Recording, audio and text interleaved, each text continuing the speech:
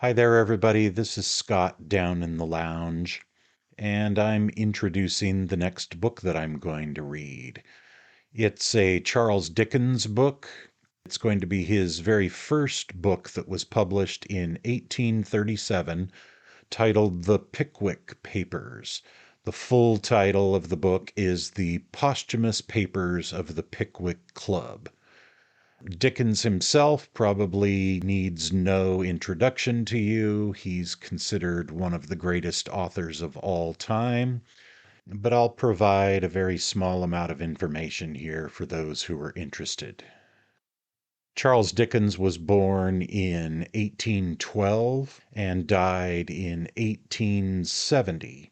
He was an English novelist, journalist, short story writer, and social critic.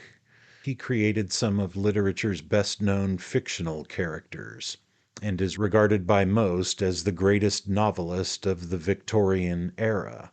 In fact, many consider him to be the greatest writer in the English language, second only to William Shakespeare. According to the Greatest Books website that I use as a primary source of information, he is considered to be the number 2 writer of all time. He leaves behind 15 novels, 5 novellas, hundreds of short stories and nonfiction articles. He was a vigorous champion for children's rights, education, and social reforms. His first book, The Pickwick Papers, which I'm going to be starting with, originally started as a serial that was published monthly beginning in 1836 through 1837, after which it was reprinted in novel form. He was 24 years old when he began this, his first novel. My plan is to not read Dickens's novels in order, even though I am starting with his first novel.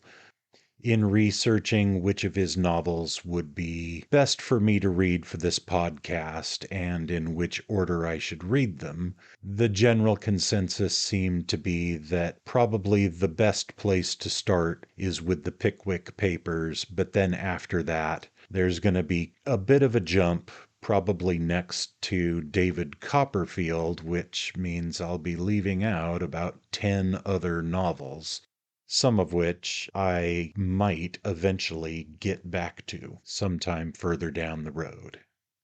So, without any further ado, I'm going to get into The Pickwick Papers, which was his very first book published. According to the Greatest Books website, The Pickwick Papers is considered to be the 261st greatest book of all time. I'm sure it's going to be great. I've never read it before. I've read a lot about it over the last few weeks. It's a humorous, satirical depiction of English society in the 19th century, told through the travels and adventures of a group of gentlemen from London, led by a kind-hearted and naive man by the name of Pickwick. Their escapades take them to various locales where they encounter a plethora of eccentric characters and find themselves in comical and sometimes absurd situations. The narrative is interspersed with tales and anecdotes told by the characters themselves, adding to the richness and diversity of the overall story. So that sounds great. Let's get started with The Pickwick Papers.